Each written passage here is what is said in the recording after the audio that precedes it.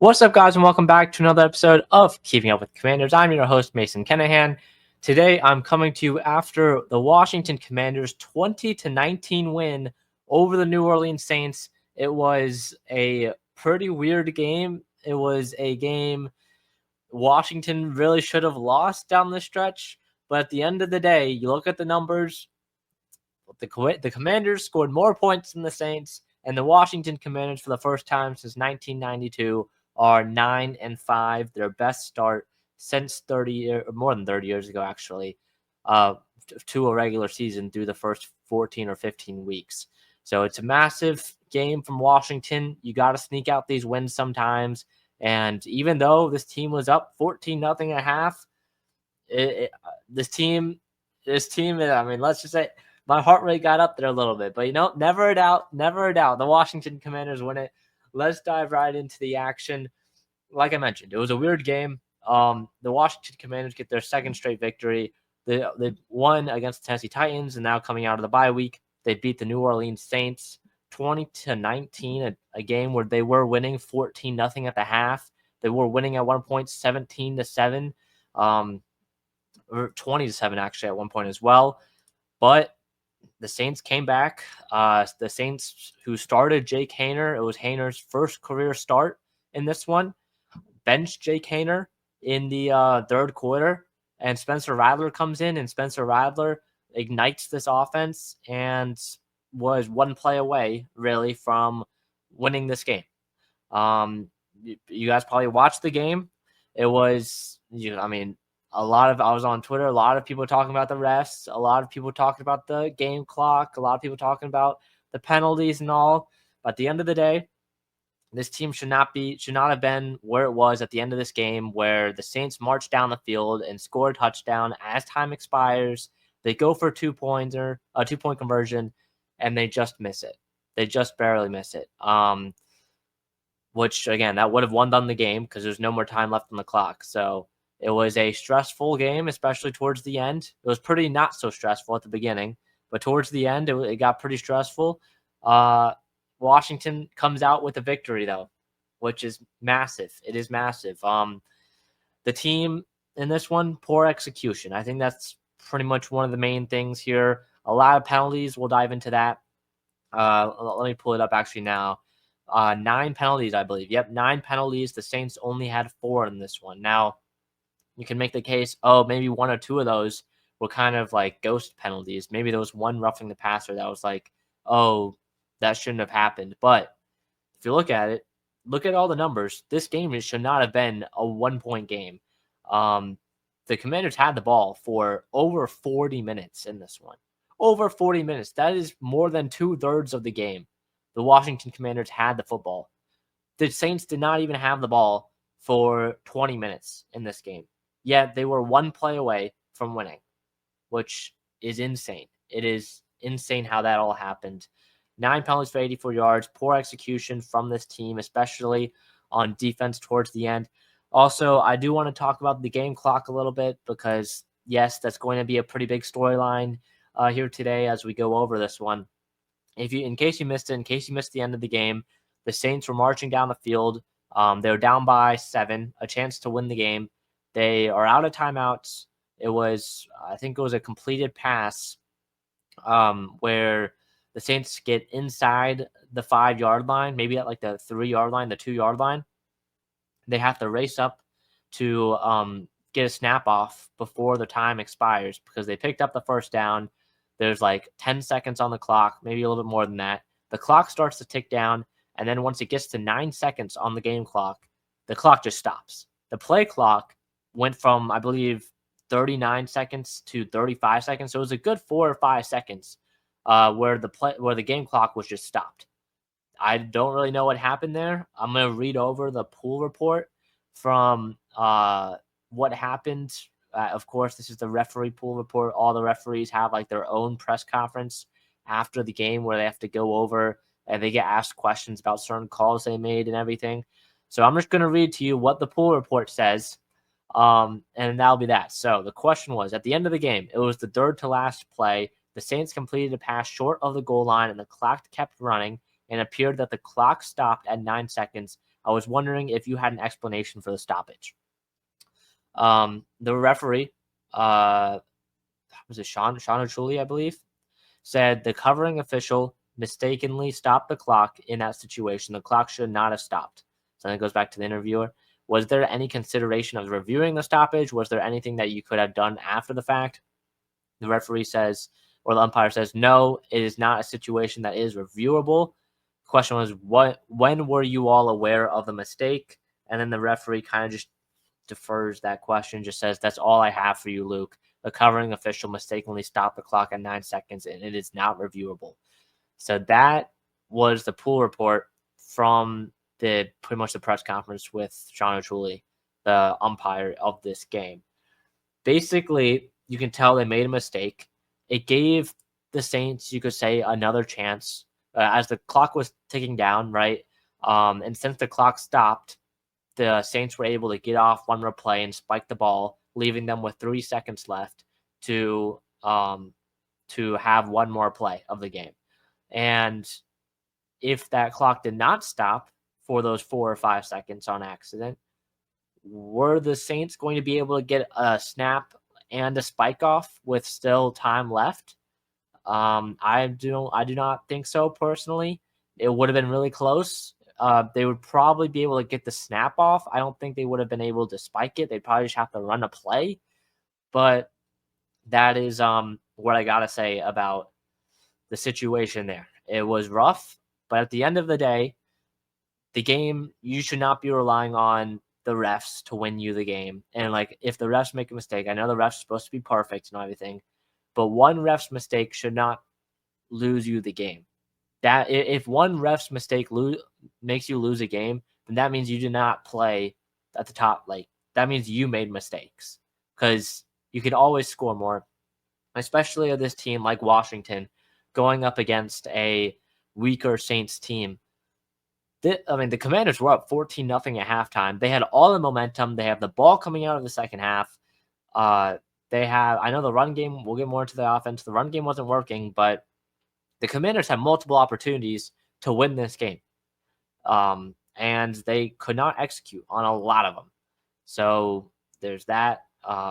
There was a time when they were in the red zone, they couldn't convert. I mean, we'll get into it with the offense here, but basically, I would not just blame this game solely on the refs, because there were many, many miscues in this game, especially in that second half from Washington, both offensively and defensively, where you can make the case like that'd be the reason why they lost, is because of those miscues. Now, of course, the refs at the end, if the Saints did end up converting that 2-point conversion and they did end up winning the game, that would have been a major talking point. Were they ever going to be able to get a snap off in the first place?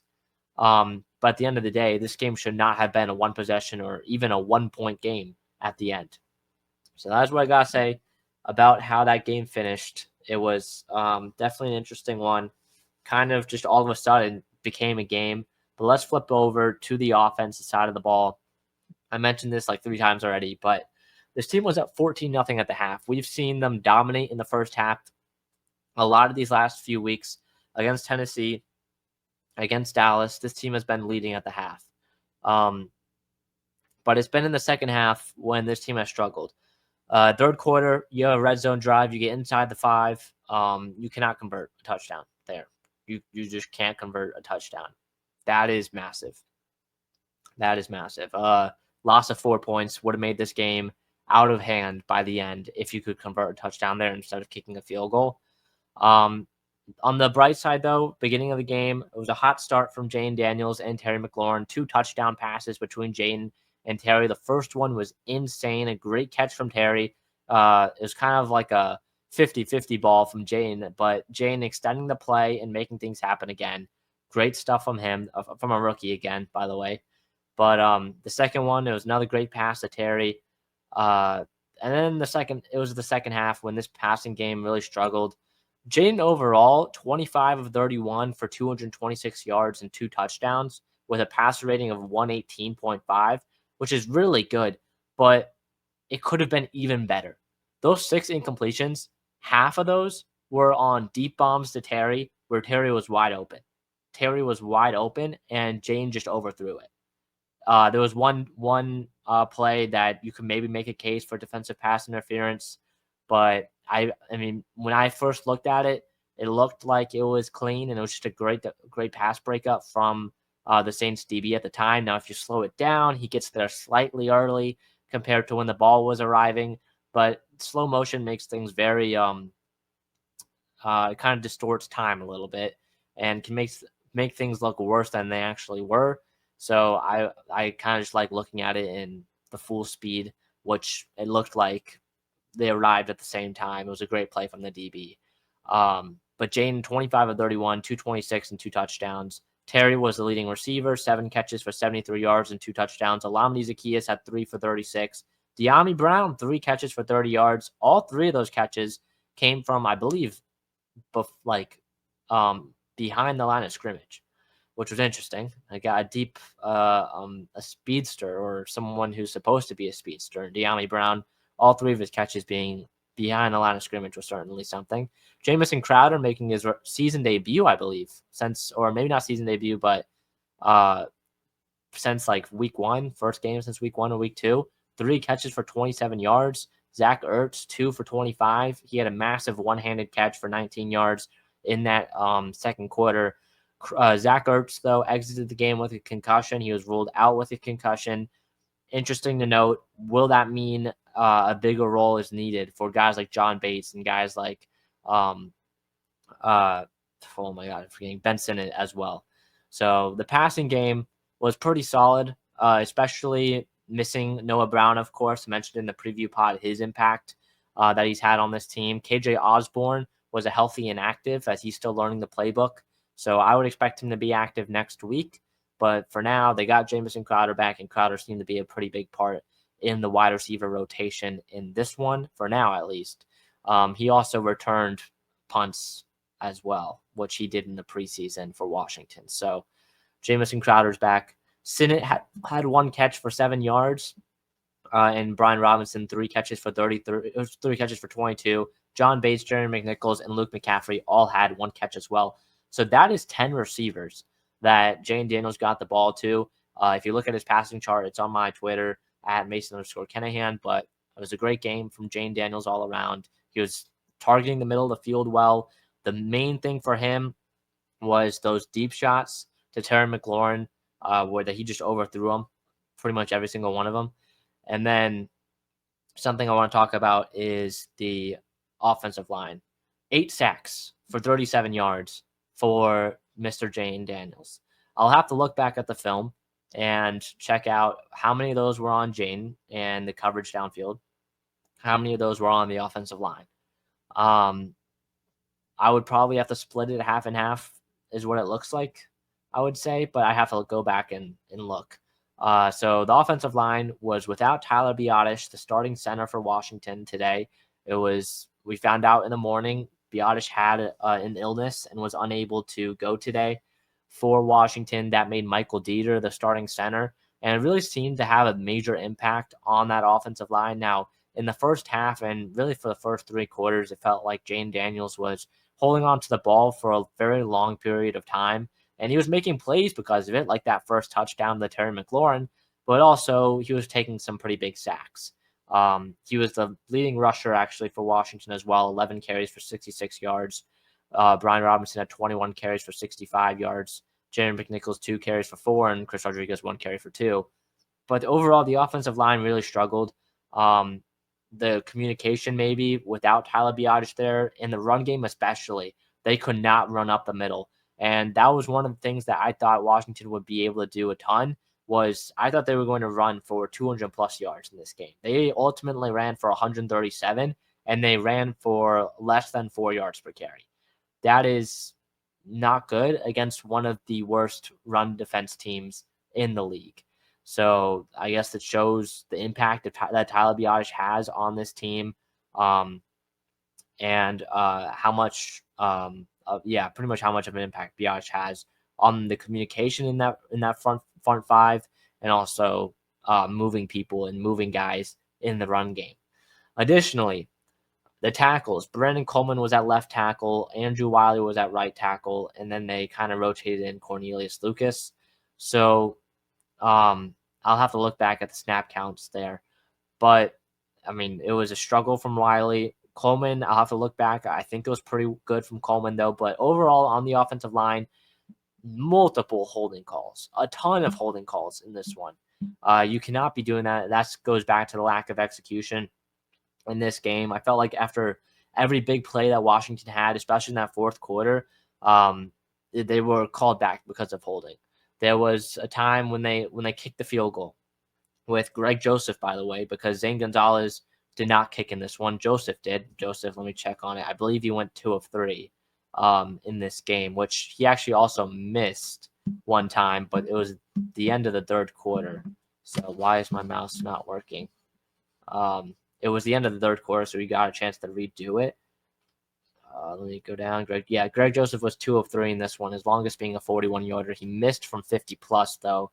That would have pretty much clinched the game for Washington and would have made it a 10-point game.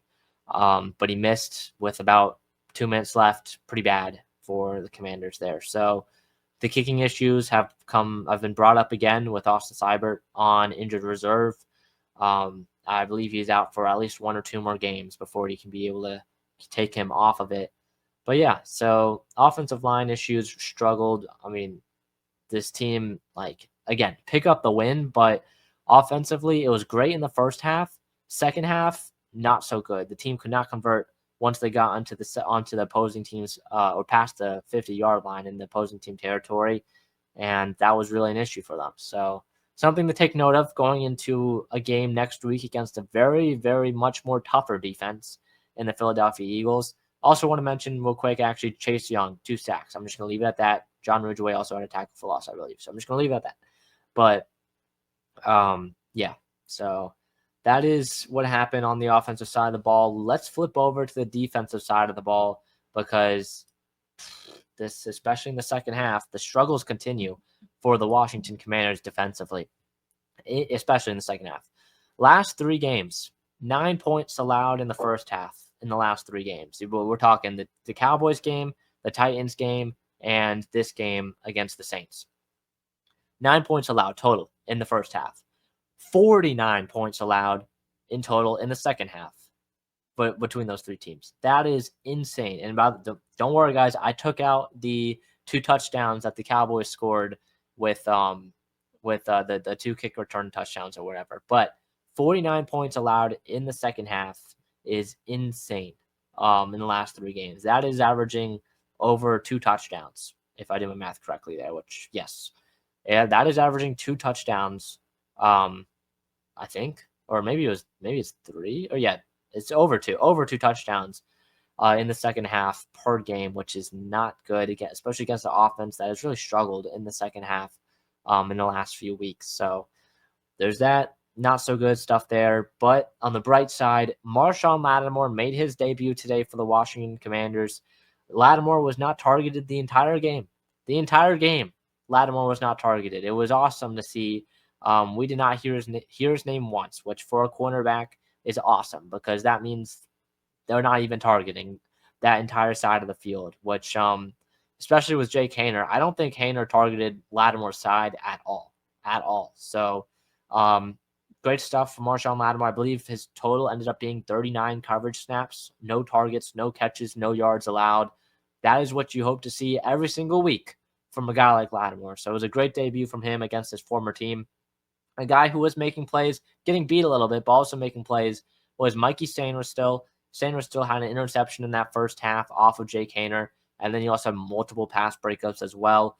Yeah, the future of this secondary and especially this cornerback room with Lattimore, Sainristil, and we still probably have to add one more above average corner. But having those 3 as your 3 starting corners would be awesome. Move Sainristil back to the inside next season and bring in another above average outside corner, and that is perfect for this secondary. So good stuff from Sainristil and company. A name we did not hear a lot, or did not play a lot, but we actually did hear him a couple of times. Benjamin St-Juste, his snaps were very limited. I believe he had under 10, but he did have a penalty that kept the drive going for New Orleans. I'm just going to leave it at that. I'm just going to say I hope his snaps are at the most minimum amount as possible. for the rest of the season with Marshon Lattimore back. So that is something to note. Michael Davis was a healthy and active in the secondary with Lattimore back as well. So take note of that. Davis has been a guy who's played on the outside and kind of been in the rotation with St. Juice and with Noah Igbenogany in the slot so far this season. What else? Yes, Sanders still gave up some catches, but he also made some good pass breakups and stuff. Jeremy Chin went out with a head injury, I believe. He did not return. We'll have to wait to see the status on that. Also, Frankie Louvu. Louvu was solid. Okay. The touchdown from Cedric Wilson to Alvin Kamara, where Louvu was in coverage for that, I'm going to give Louvu the benefit of the doubt in terms of he should have never been in that position in the first place. Louvu is a great player. He is a borderline all-pro this season. But having Frankie Louvu one-on-one on Alvin Kamara running a wheel route, one of the best wheel route runners in the National Football League, that is asking a lot. And especially when you have some misdirection like what the Saints had on that play, where you had Cedric Wilson throwing from one side of the field to another in a double pass scenario. That is asking a lot of Frankie Louvu. So I'm going to give him the benefit of the doubt there. But overall, he also had a dropped interception that could have ended this game on one of the Saints game-winning drives. So it was kind of an up and down day from Frankie Louvu. Want to see more of him, but it was up and down, especially towards the end of that game. Also, Dante Fowler, I might mention this at the beginning, but a couple of roughing the passer calls for him today. The first one I think was valid because even though you may not like it, and I'm just going to kind of stay in the middle on this, but in today's day and age where you cannot touch above the shoulder pads of an NFL quarterback anymore, that was a penalty on Dante Fowler on the first roughing the passer one. The second one, though, when the Saints were kind of backed up in their own end zone, that one was a little bit sketchy. I don't think that one was really roughing the passer because unless they're talking about putting his body weight on him, maybe. And also he kind of got hit twice by Fowler, and then he got hit again by a different Commanders player. So maybe you can call roughing the passer there, but I do think the first one was, and it was the right call. The second one definitely was more up in the air, though. So those are my thoughts on the two roughing the passers. Beyond that, though, Dorrance Armstrong had 1.5 sacks in that first half. Let me get actually the full numbers, but because Armstrong had 1.5 sacks, Deron Payne had a sack, and Jeremy Chin had a sack. Great stuff from the Washington Commanders pass rush today.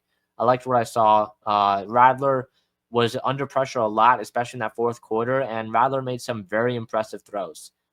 So I mean, you probably weren't expecting to see Spencer Radler today, but Radler came in and he delivered, and he almost won the Saints the game. So there's that as well. But yeah, that'll pretty much do it, though, on this episode of Keeping Up with Commanders. My final thoughts here and takeaways: if the Washington Commanders don't clean up these mistakes, like these lack of execution, the laziness that the defense has had, and especially in the second half in the last few games, they're going to get exposed pretty badly when they play against a good team. They play against Philadelphia, which I'm recording this, and the Philadelphia game is going on right now. But they play against Philadelphia next week. That is a huge game for the division. And if you lose that game, you lose the division. If you win that game, you still got a shot at not only winning the division, but I think more importantly, getting a better seed in the playoffs and overtaking the Packers. Because, I mean, I'm recording this before Sunday Night Football, but I think there's a chance if the Packers win, if the Packers lose, the Commanders will be in with the 6th seed. So we'll have to wait and see for that. But also, I think just overall in the battle with maintaining that playoff spot, which Washington now has a 91% chance of getting in, I think it's more about improving your seeds so you don't have to play against the Lions or the Eagles in the first week in the wild card or in the divisional round. So getting that 5th or 6th wild card seed would be very good for this team, matching them up against the NFC West or NFC South divisional winner. So just got to clean up these mistakes. I believe for most of this season, that this team is good enough to at least win one playoff game. Especially since, like, of course, the team went on a run early on. I mean, this team has looked good enough to win at least one playoff game. If they play like how they did today, if they play like how they did against Dallas, they have no chance in that first game. They have no chance. You cannot make these silly mistakes. You cannot get lazy in that second half and have these poor execution moments, get all these penalties and everything. You can't have that happen. So that's my thoughts there. And now with these two games, we'll have to wait and see next week against Philadelphia. Then we've got Atlanta and Dallas to wrap up this season. So that'll do it for this week's episode of Keeping Up with the Commanders. The next pod will be out on Friday, most likely. I am going on a trip, so we will not have a Week 16 post-game reaction or a Week 17 pre-game preview preview show either. So Friday's pod will most likely be the last one for a full week, and then we'll come back after the game against the Atlanta Falcons when I get back from my trip. So that'll be it for this week's episode of Keeping Up with the Commanders. See you guys next one. Peace.